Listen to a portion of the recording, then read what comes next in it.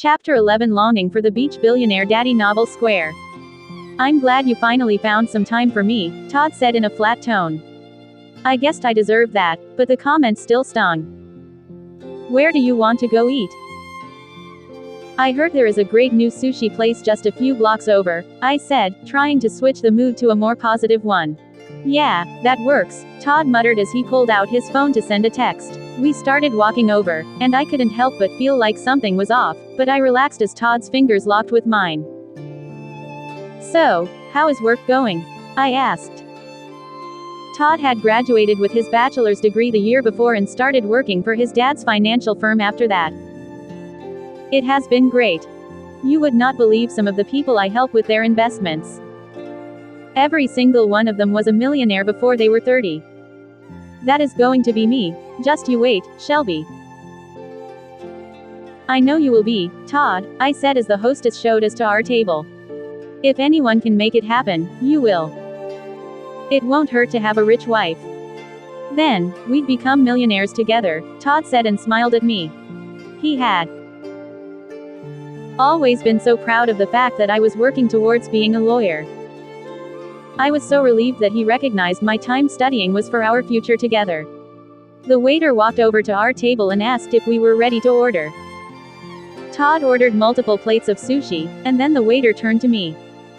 I'll have an order of the California rolls and a water. I handed the menu back to the waiter and looked up to see Todd with a strange expression on his face. California rolls? Todd asked as the waiter walked away. It's the best deal on the menu. I'm saving for my books.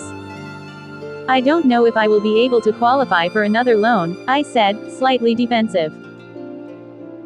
I knew Todd hated how cheap I was, but I had to be if I was going to be able to afford to put myself through school. I knew he didn't understand. His dad paid for his education. Todd pulled out his phone again and sent another text.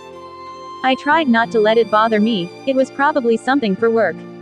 We spent the rest of dinner talking about the different investments Todd was making on others' behalf and how one of his clients had just purchased their first private island. I'm going to run to the restroom before we head out, Todd said and got up, not realizing he had left his phone sitting face up on the table.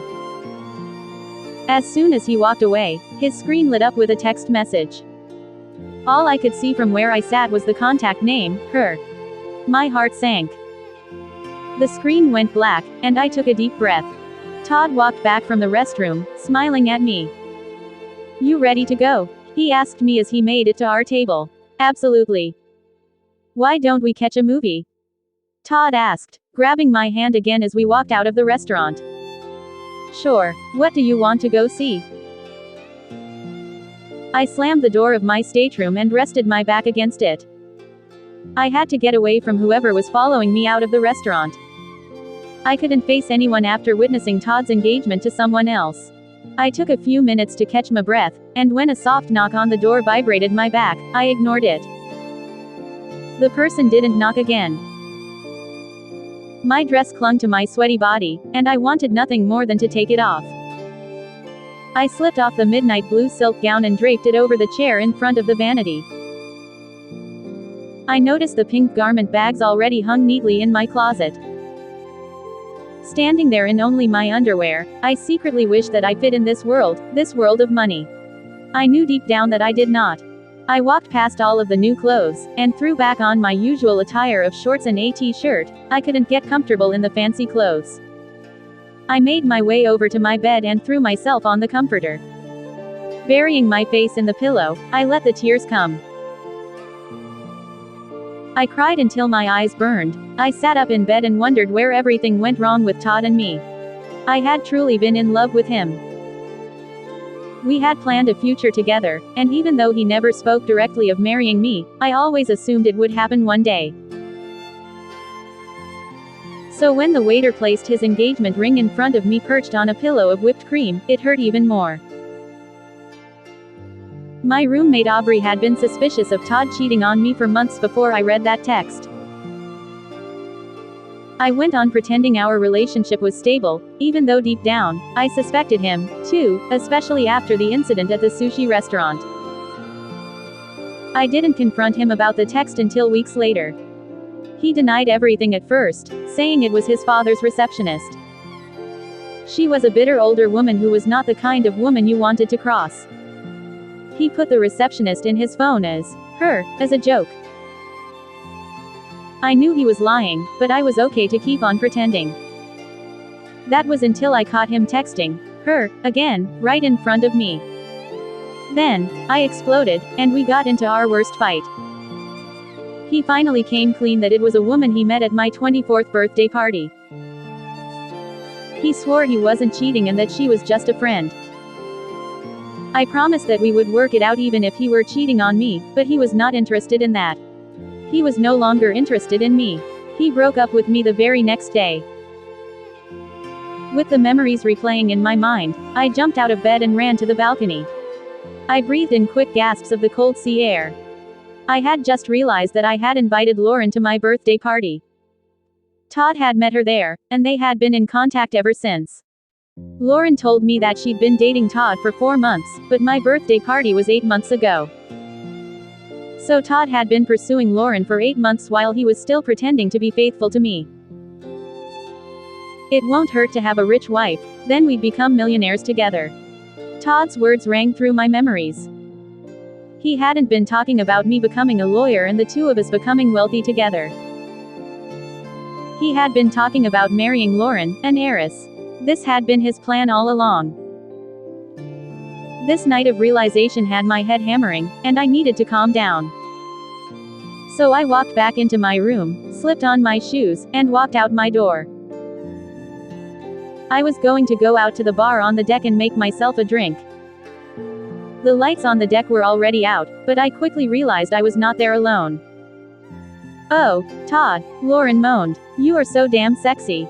Two shadowy figures were pressed together in the pool, waves rippling around them, and I quickly realized I had just interrupted Lauren and Todd's after-engagement celebration. I immediately froze on the spot. Their moans grew louder, and I tried to retreat before either of them saw me. Unfortunately, I did not notice the lounge chair behind me in the dark and toppled over it in my rush to get away.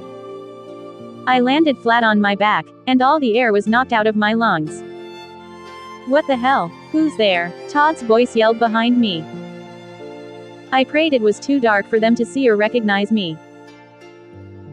Then, I started crawling back towards the door, and as soon as I thought I was out of sight, I stood up quickly and ran. Once I got through the door, I kept running down the hall, the tears stinging my eyes. I was humiliated, heartbroken, and defeated. I got to a set of stairs and immediately started climbing as many floors as I could. I had to get as far away from the pool as possible. It was bad enough knowing Todd was sleeping with Lauren, possibly for 8 months, but to see it firsthand was too much. I ended up in front of an elevator, and just as I stopped to catch my breath, the doors slid open. "Shelby, are you okay?" It was Michael. All I wanted to do was to run into his arms and feel his warmth surround me.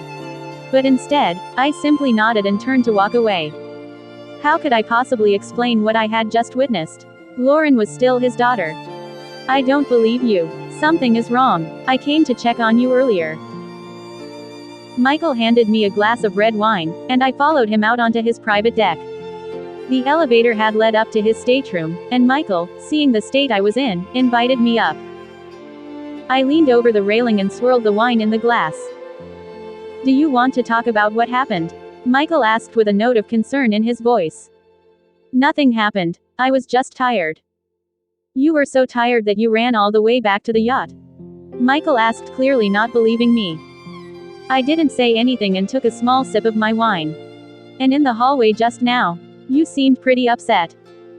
"I promise, I'm fine, but thank you," I said, trying to muster up a small smile. Michael did not look convinced, but he let the topic go. We stood looking over the ocean for a long time in complete silence. The yacht had left the small island, and so the wake was bubbling lazily behind the propellers.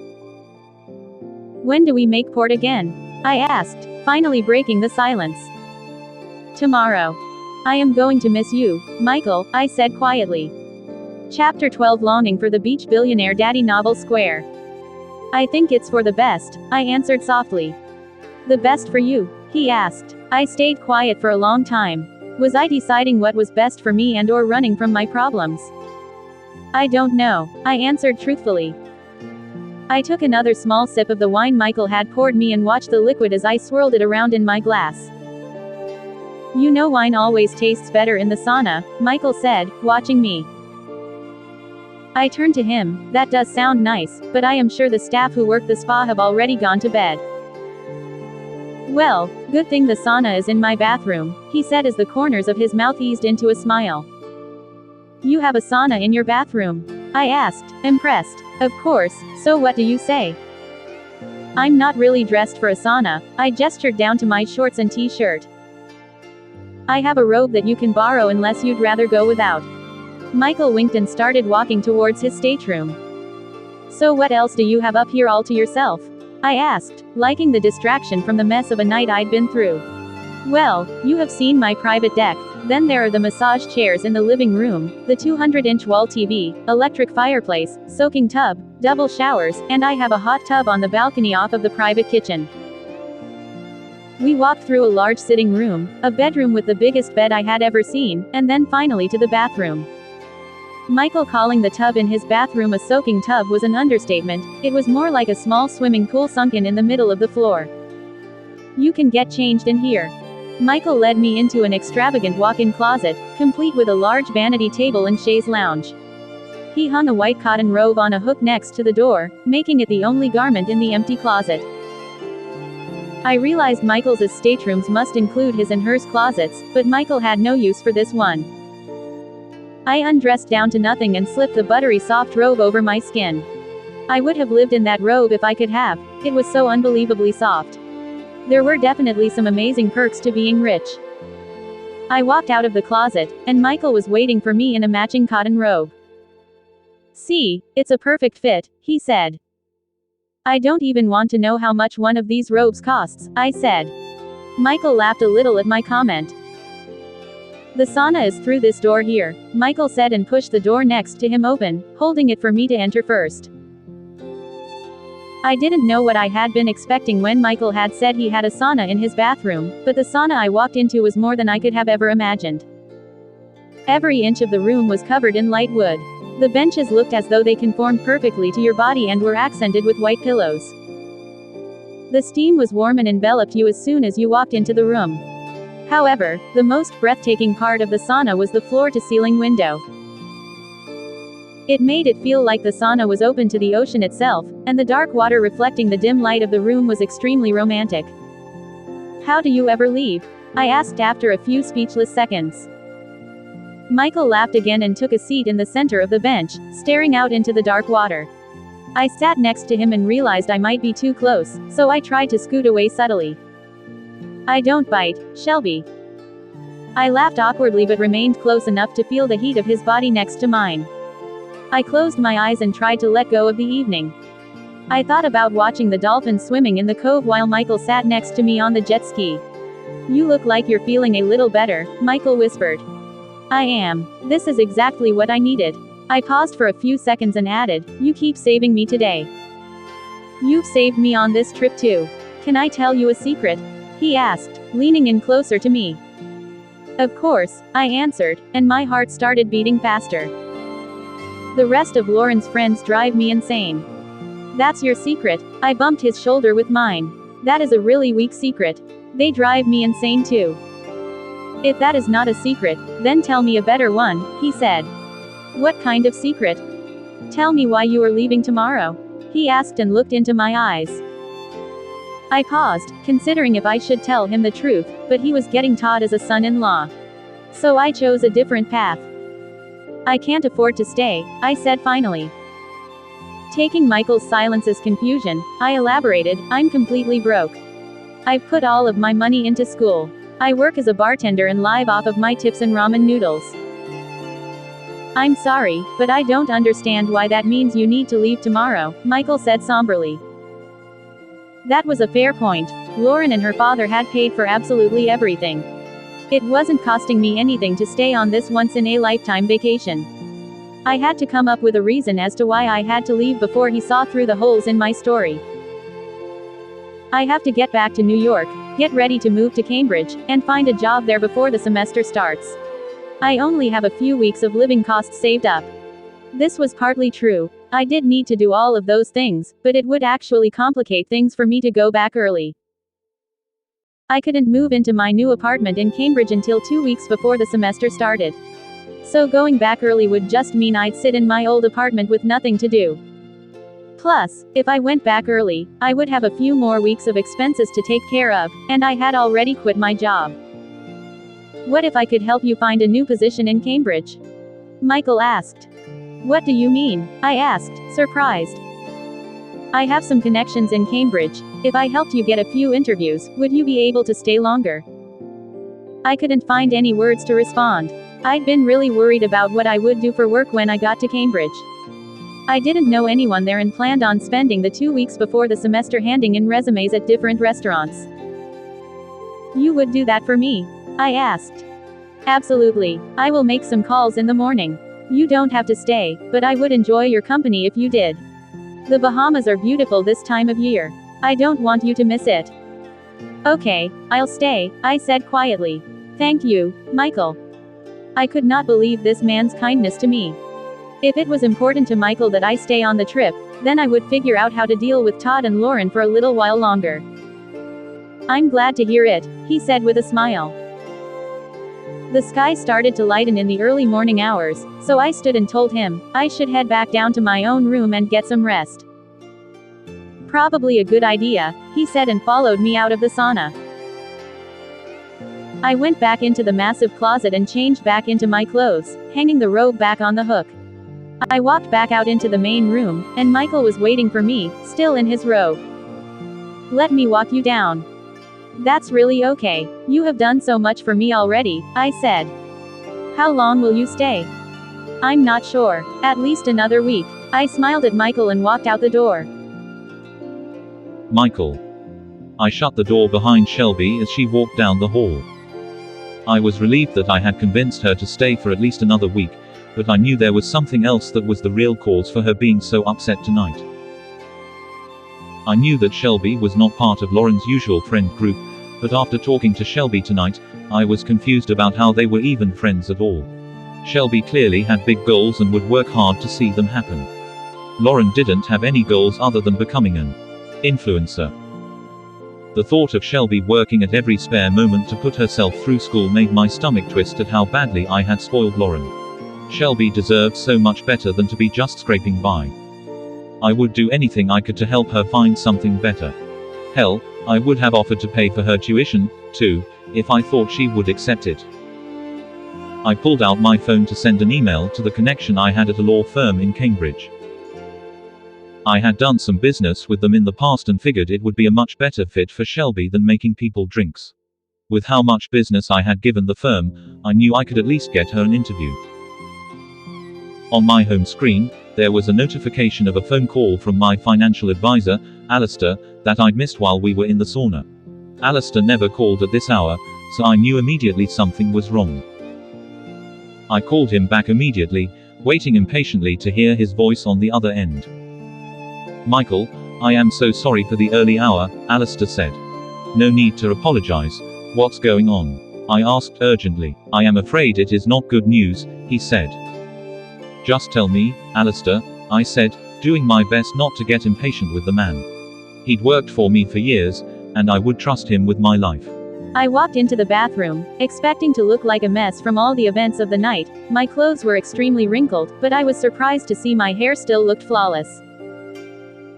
I wish I could afford to get a blowout more often, I said to my reflection, pulling on a few strands as I admired the style. I put my hair up and stepped into the hot water of the shower, washing off the previous day. I stood under the steaming water until I was getting a little dizzy from the heat. As I stood there, I couldn't help but think about Michael. He'd been so kind to me, and I couldn't help but wonder if there was a chance he wanted more from our relationship than what one would typically expect between a man and a friend of his daughter's. I shook my head. I couldn't allow myself to think that way. Michael lived in a world I knew nothing about. Not only was he much older than me, he was also Lauren's dad. Besides, he could have any woman he wanted. Why would he want me? Returning my thoughts to reality, I finished rinsing my hair and turned off the water. Getting out of the shower, I noticed my skin was as pink as a newborn's.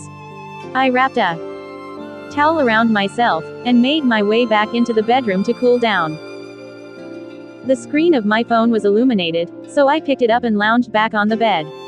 I had several notifications from the group chat between me and my roommates, Aubrey and Lynn. I knew I needed to let them know what was going on. Aubrey, Shelby, are you still alive? We haven't heard from you in days. Lynn, maybe she has finally found herself a rebound, and that is why she is too busy for us. My guess is a sexy cool boy. Me, sorry, you too. Signal has been spotty. A sexy cool boy, Lynn. Is that your guess or your fantasy? Lynn, I think a sexy cool boy should be everyone's fantasy. Cool boy, refresh my drink, and while you are at it, come rub me down with some tanning lotion. Aubrey, Lynn, you are the reason I can't let Johnny read our group messages. Lynn, sorry, we aren't as lucky as you to have an amazing boyfriend who kisses the ground we walk on. Some of us have to use our imaginations. Me, I miss you two so much. I wish you were here with me. Aubrey, how is everything going? Is the boat as big as we are imagining? Me, honestly, it is probably bigger than you are imagining. It is not so much a boat as it is a super yacht. The bathroom in my room is as big as our entire apartment, and I'm just in a guest room. I have my own private balcony. Oh, and yesterday, I got to see a pod of dolphins. Lynn, dolphins. How cool. I wish I had a rich friend who took me on expensive vacations. Me, yeah, it sounds good in theory, but in reality, that rich friend was the one sleeping with my boyfriend for months. Aubrey, Lauren was the one Todd was cheating on you with. Why didn't you lead with that? Me, oh, that is not even the worst part. Todd is here on the yacht too. We had already left port when I found out, so I have been stuck here with him. Lynn, no way. What the hell did that scumbag have to say for himself when he saw you? Me, well, he pretended not to know who I am, and I went along with it. Aubrey, oh, Shelb, I'm so sorry. Lynn, why didn't you call him out? Me, I probably should have, but I didn't want to make things awkward. Like I said before, I am literally stuck on a boat with these people. Plus, Lauren clearly doesn't know. I didn't want to hurt her. Aubrey, that makes sense. Maybe she will dump him before things get too serious. Me, oh, one more thing, they got engaged at dinner last night. I had a front row seat for the entire thing. And then their after party. Aubrey, are you okay? Do you need me to come get you? I don't know exactly how I would find you, but you know I would figure it out. Me, thanks Aubrey, but I'm okay. Lynn, shit Shelby, this is really messed up. What do you mean by you had a front row seat to their after party? Me, I walked out to the pool deck and caught them having sex in the pool. Then I tripped over a deck chair trying to get out of there. Lynn, oh, no. Did they catch you? Me, I still don't know. I really hope not. I don't know how I would show my face in front of either of them again if they did. Aubrey, how did Todd even meet Lauren? It is not like your social circles mix very well. Me, I was thinking about that a lot last night. I am pretty sure that they met at my birthday party. Lynn, so you are telling me when we were all celebrating you, Todd was off hitting on someone else? Me, pretty much. I am realizing a lot about who Todd really is. I think his whole plan was to find someone rich. I was thinking about it last night. I remember that towards the end of our relationship, he made lots of comments about how poor I am. Aubrey, you're not poor. You're a college student just trying to make it through school. Lynn, isn't Lauren the one who dropped out sophomore year to become an influencer? Me, yes, that is Lauren. She does actually have a big social media following. And as you both know, she comes from a lot of money. Lynn, well, that is pretty easy when you can buy whatever you want and post pictures of yourself on your dad's billion-dollar yacht. Aubrey, so how long until you get back? Me, I think I am staying another week. We are sailing to the Bahamas. I was told that we will make port tonight. Lynn, well, that sounds amazing. Do you know what you are going to be doing? Me, I am not sure yet. I will have to ask Michael what has been planned. Lynn. Oh, who is Michael? Me. Michael is just a friend. Aubrey. I am glad to hear at least you're making friends. Then you have a way to escape from Lauren and Todd. Lynn. Me too. Any cool boys? Me. Haha Lynn. Very funny. No, I have not made friends with any of the pool boys. Lynn. Well, maybe you should. There is no better way to get over someone than getting under someone. Aubrey. I hate to say it, but I agree with Lynn. Go get some. There have to be some island hotties at one of your stops. Me. I can't believe you two. I have to go. Someone is knocking at my door. I miss you two so much. Still chuckling at the antics of my two best friends, I set my phone down on the bedside table, smiling to myself. It was good to know that I had at least two friends I could count on for anything. I wrapped my towel tight around me and checked the peephole in the door and was relieved it was a maid at my door, and not someone else since I wasn't even dressed. I opened the door and was surprised she was holding a tray and a box in her arms. Good morning, Miss Shelby, the maid said with a friendly smile on her face. Confused, I returned her smile but looked suspiciously at the items she was holding. Good morning. I think there may have been a mix-up. I didn't call down for anything. Don't worry. There was no mix-up, she assured me, taking a step through the open door. Where would you like me to set this? She asked. I opened the door wider and let the maid in to set the tray down on the table. She set the box gently on the bed, and turned to exit, still smiling at me. Do you know who sent this? I asked, tracking the petite woman with my eyes as she stepped away from the bed. However, the maid did not answer my question. Instead, she continued to proceed to the door with a small knowing smile on her face that made me wonder what she knew that I didn't. Have a good day, Miss Shelby. She gave a small head nod of respect as she flashed me one last grin. Thank you, I said and closed the door behind her. I made my way over to the tray first. Lifting the cover, I found a stack of pancakes and a side of bacon and eggs. There was also a small pot of coffee and a fluffy pastry. My mouth was already watering at the sight of the food. I inhaled deeply, closing my eyes and imagining how good it would all taste, but I replaced the cover. The anticipation for what the box could contain was too great. The box was tied close with a red ribbon, so I untied it and set it to the side. I removed the lid to the box and was surprised to find a white cotton robe. Immediately, a smile crossed my face, and a small giggle of glee escaped my lips. There was a small note resting on top. The handwriting was small and extremely neat. Dear Shelby, please meet me on our secret deck later this evening. Enjoy some time to yourself. P.S. I wanted you to be comfortable. Sincerely. Chapter 14 Longing for the Beach Billionaire Daddy Novel Square. I carefully did my makeup at the vanity table in my bathroom, purposely emphasizing my eyes, which were my favorite feature. As I stepped back and looked in the mirror, I was impressed with my own appearance. I looked like I belonged almost. I made my way to Michael's secret deck. My heart pounded against my ribcage as I got closer.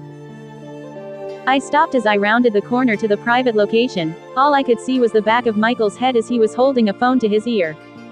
The muscles in his shoulders were tense, and I could tell by his low tone that the conversation was not a pleasant one. What do you mean he is threatening to contact members of the family? I heard Michael say. He has demands now. What are his demands? There was a long pause after what Michael said, and I watched him running a hand through his hair. He seemed to be on edge.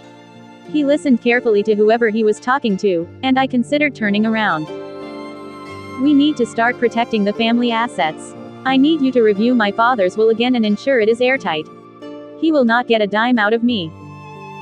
I knew I should have turned around and given Michael privacy, but my curiosity got the better of me when he started talking about his family.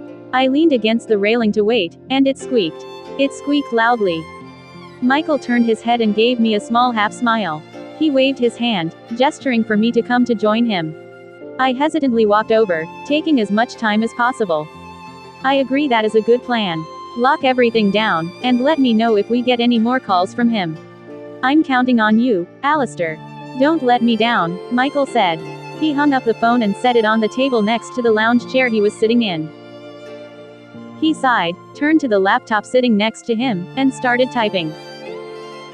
Hey, I hope I am not interrupting anything, I said and slowly walked up to him. Shelby, Michael said as he closed the laptop and turned to face me. No, you are not interrupting anything. I was just getting caught up on some work stuff. I just noticed you were on the phone, and I didn't want to interrupt a business call or something, I said, trying to explain why I was leaning against the railing and eavesdropping on his phone call. Oh, that wasn't business. I just needed to deal with some family issues, he said as he moved a white and blue striped towel and a bottle of tanning lotion off of the lounge chair next to him, gesturing for me to take a seat. Are you feeling better? He said, and a natural smile finally mirrored in his eyes. I am because of you. Thank you so much for sending me breakfast, and that robe was amazing. I honestly can't remember the last time I let myself lay around in bed all day. I really enjoyed it, I said and sat as gracefully as I could manage in the lounge chair next to Michael. That is good to hear. You deserved a day to relax like that. You don't need to thank me for the robe. After seeing you in it last night, I knew it belonged to you. It looked like it was made for you, so it was only right that I send it down to you, he said. His words made my heart beat fast again, and my face flushed. I knew I was getting too close to my friend's very handsome and single father than was wise. But, when he said things like that, it was hard not to. I thought about telling him the truth about why I was so upset, but I didn't want to ruin the fun we were having together by unloading about my ex-boyfriend, who was about to be his son-in-law. So, are you excited to walk your daughter down the aisle? I asked, quickly trying to change the subject, so I didn't blurt out my history with Todd. Honestly, I'm not sure if I will walk Lauren down the aisle or if she will want her mom to, Michael answered. His response surprised me, and it must have shown on my face because Michael continued with his explanation. I was only with Marmee, Lauren's mother, for a short period of time. Marmee got married to someone else shortly after and had Lauren. Marmee believed that Lauren was biologically her husband's and not mine. I didn't even know Lauren existed. She had Lauren take a DNA test when she was 10, she was linked to some of the Astor family members who had also taken the test. Only then did we find out that Lauren was mine. I had no idea, Michael. Lauren never said anything about any of this, I said. I felt so sorry for all of them. When Marmee's husband died, she told Lauren and me the truth. However, Lauren had grown up with another man as her father, and I never wanted to try and fill his place in her life. So I never really took on that fatherly role with her. Instead, I bought her everything she ever asked me for, and that was the basis of our relationship for a long time. I sat there staring at the pain in Michael's face for a while. He never took his eyes off of the ocean but continued to tell me about his past. Over the years, we have tried to build our relationship, and I take her on vacation with me every summer, but we still don't have the typical relationship you would expect. At times, Marmee and I have a hard time getting along. We don't see eye to eye on a lot of things which can cause some tension. So I stayed back and let Marmee raise Lauren. In a lot of ways, I don't agree with how Marmee raised her, Michael said with a sigh. That's why all of you are here. Lauren and I don't know how to talk to each other because we have nothing in common and barely any memories together. So dinner gets a little awkward without others to fill the silence, Michael said, seeming slightly embarrassed about admitting this. I had no idea. Lauren always made it sound like her life was so perfect. In all the ways Lauren measures her life, it has been, Michael said, but I wasn't quite sure what he meant by it. A maid with a tray of tropical cocktails interrupted our conversation, and she set the drinks on the table between Michael and me. Thank you, Molly, these look wonderful, Michael said. Of course, sir, the maid said with a small smile. How is your sister doing? I hope she's making a speedy recovery. She is, sir. She should be back on her feet again in no time. When we get back, you should make some time to go and see her.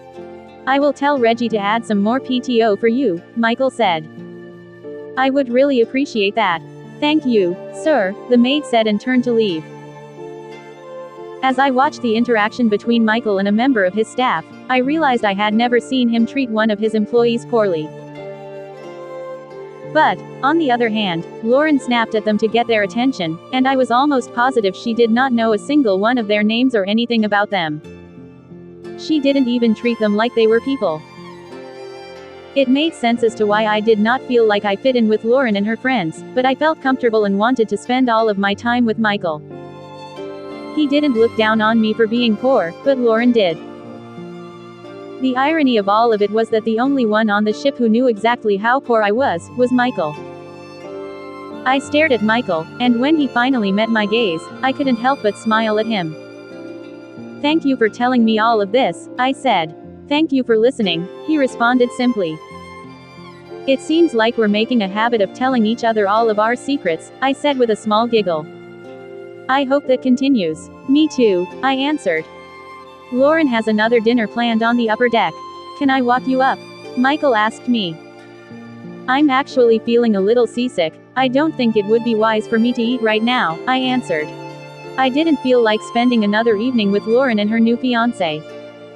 "Do you need a doctor?" "We have a nurse on the yacht, but we will be making port in just a few hours. I can call and have one meet us at the dock." "No, I'm okay, really. I just need to go back and lie down." "Okay, if you are sure. I'll walk you down to your room," Michael said, checking his watch. No, I'm fine, really." "Okay," he said reluctantly, "but please use the intercom in your room if you need anything." "I will, I promise," I said with a small wave and left to slowly make my way back to my room. I took my time moving through the ship. I didn't want to run into anyone heading to Lauren's dinner, where the topic of conversation was sure to be all about her recent engagement. I was relieved when I saw that most of the hallways were completely empty, so I quickly started toward my room. "Shelby." I turned and saw Reggie walking up behind me. "Hey, Reggie, it's been a while," I said with a smile. "Where are you going?" he asked. "I'm going back to my room. I wasn't really in the mood to spend dinner with everyone." "Well, I was on my way to play some cards with some of the crew members. Why don't you come?" Reggie must have seen the hesitation on my face. "Come on, it's actually fun to hang out with normal people every once in a while." I knew that would not go over well. I was the last one to arrive, and I took the only seat available next to Lauren's new fiancé, Todd. "I never got the chance to congratulate you on the engagement last night," I said as I shook Todd's hand. "I rushed out because I had an urgent business matter I had to attend to." I hoped that would adequately explain my quick departure the night before. I felt a little guilty that I had not stayed to celebrate and instead took off after Shelby to make sure she was okay. If I was being honest with myself, my evening spent with Shelby, talking in the sauna, was much more enjoyable. I probably wouldn't be winning any Best Dad of the Year awards, though. I'd already smoothed things over with Lauren this morning. I showed up to her room with a pair of diamond earrings from Tiffany's. I bought them for her birthday, but they were perfect as a stand-in engagement present. Once I brought out the diamond, I don't think she heard another word that I said. I was happy to see that she was wearing them tonight. She truly did look happy, and I prayed she would be in her marriage. "Thank you so much, so I hope you approve of our engagement," Todd said. I'd almost forgotten that it was customary for a man to ask for his daughter's hand to get the father's approval of the marriage. "I think you two make a fine couple. I'm looking forward to having you as part of the family, Todd," I said and then stood up. I tapped my wine glass to get the group's attention. Everyone at the table quieted quickly and turned to me.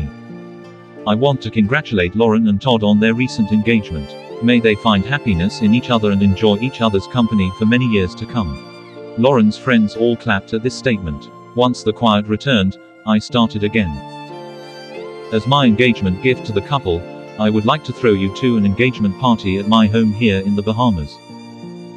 This announcement received a very excited response from all of Lauren's friends.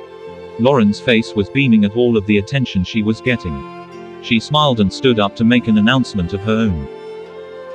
I noticed she shook her head gracefully from side to side, causing the earrings to catch the light. She was an expert at showing off wealth, no wonder she was doing so well as an influencer. "Thank you so much, Daddy. I'm so glad you approve, and an engagement party will be the perfect way to announce to the world that I am about to be married. I am so excited about the upcoming wedding, and I would be honored if all of you were part of our wedding party." Lauren was met with murmurs of agreement from the men and squeals of excitement from the women present. She sat down with a huge smile, clearly pleased with the group's reactions. Daddy, can you hire some professional photographers for the engagement party? I need some really good pictures to post. Of course, I said. I wish we could have gotten some great shots of the actual engagement, but Todd didn't think about that part of it, Lauren said, with a hint of annoyance in her voice. I'm sorry, sweetheart, but I told you it wasn't exactly planned. We had such an amazing day, and it just felt like the right time, Todd said defensively. I guess I am marrying a true romantic, Lauren said, resting her chin on Todd's shoulder. Is there anything else you two need? I asked, trying my best to be supportive. I will need to pick one more bridesmaid so we have even numbers, Lauren said to Todd. Why not ask Shelby? I asked, confused as to why Lauren wasn't planning on asking her most likable and attractive friend. Oh, I didn't notice that she wasn't here for my announcement. That sort of works out for the best, though. I am going to ask someone different. Shelby doesn't really fit into the vision I have for the wedding, Lauren said, sounding very much like a snob. And what exactly is your vision for the wedding? I asked, annoyed with my daughter's uncouth response. I want everything to be glamorous, Lauren said as though it was the most obvious thing in the world. I'll still invite her, but as part of the wedding party, you have to fit the aesthetic. That's very true. It's not like Shelby would be comfortable with the level of finery at the wedding anyway. It is very obvious that she is lower class. I think our guests would be able to sense that. If she can't afford to buy a new dress for her birthday party, it's not likely that she will be able to afford a bridesmaid's dress anyway, Todd said with a smug smile on his face. Lauren giggled and then turned to talk to the woman next to her about possible venues for the wedding. Didn't you just meet Shelby this week? I asked Todd in a low voice. Yeah, Lauren told me they went to college together or something, Todd said and took a bite off his plate. Then how would you know she couldn't afford a new dress for her birthday party? I said with quiet suspicion. Todd's eyes went wide in shock, and he nearly choked on the food in his mouth. He took a few moments to recover and then said, I think Lauren told me that. She went to Shelby's birthday, and she had to borrow a dress because she couldn't afford a new one. Although I didn't doubt that Lauren would gossip about something as petty as not being able to afford a new dress, I found it odd that Todd would remember something like that. Todd's reaction told me that he was hiding something, and my suspicion was only increased by his quick shift to join Lauren's conversation.